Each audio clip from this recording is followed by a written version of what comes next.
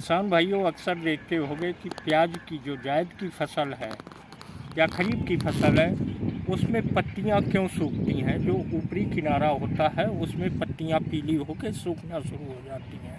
ये बहुत गंभीर समस्या है।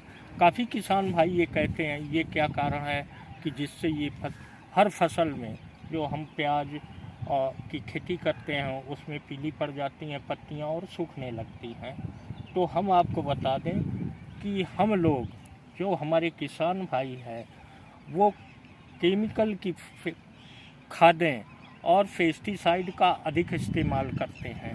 कार्बनिक तत्वों की कमी की वजह से न तो आप गोबर की खाद दे पाते हैं ना आप हरी खाद देते हैं, केमिकल के भरोसे ही खेती हो रही है। तो हमारी जो फसल है चाहे प्याज की हो या अन्य फसलें हों उनको ऑर्गेनिक यानी कार्बनिक पोषक तत्वों की आवश्यकता होती है। और कार्बनिक पोषक तत्व जब आप देते हैं तो उसमें सारे पोषक तत्व पाए जाते हैं और कार्बनिक तत्व भी होते हैं, एंजाइम भी होते हैं, विटामिन्स भी होते हैं, मिनरल्स भी होते हैं। तो ये जो आप फसल देख रहे हैं इसमें पत्तियां पीली हैं तो ये केवल जो है कार्बनिक तत्वों की डिफिशिएंसी की वजह से ये समस्याएं आ रही हैं। हम केमिकल की खादें देते हैं, ये एक पोषक तत्वों की मात्रा जो उसमें पोषक तत्व पाए जाते हैं उसी की पूर्ति होती है। वो भी जो पोषक तत्व किसी पैकेट पे लिखा होता है उसमें 10 से 15% आपकी फसल उपभोग करती है और आपकी ज़मीन का जो वातावरण है, जो स्ट्रक्चर है उसको बिगाड़ता है।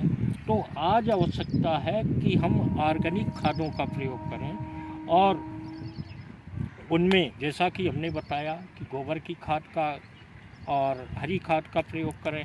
इसके अलावा आप सेलरी बना लें, तमाम सेलरी बनाने की बातें चल रही हैं।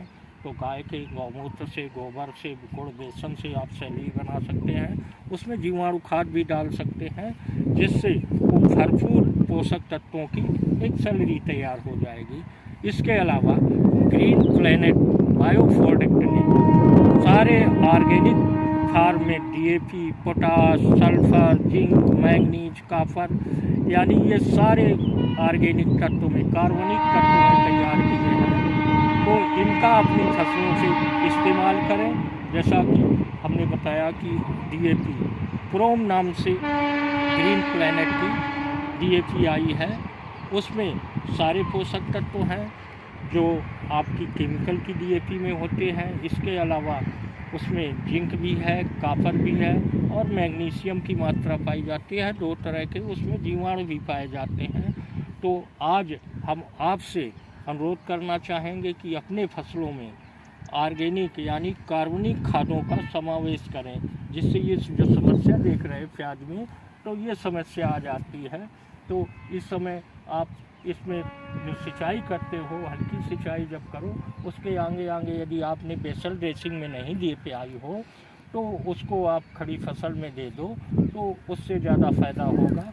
इसके अलावा उसकी फसल की ग्रोथ के लिए भी कार्बनिक तत्वों का इस्तेमाल करें। मार्केट में तमाम जाइम तरह के आते हैं, सब केमिकल बेस में हैं। तो ग्रीन प्लेनेट बायो प्रोडक्ट ने ग्रो, ब्लूम, नाइट्रो किंग और बूम पावर बहुत ताकतवर कार्बनिक तत्वों से भरपूर आपकी फसलों के लिए दिया है। आप अपनी फसलों में प्रयोग करें।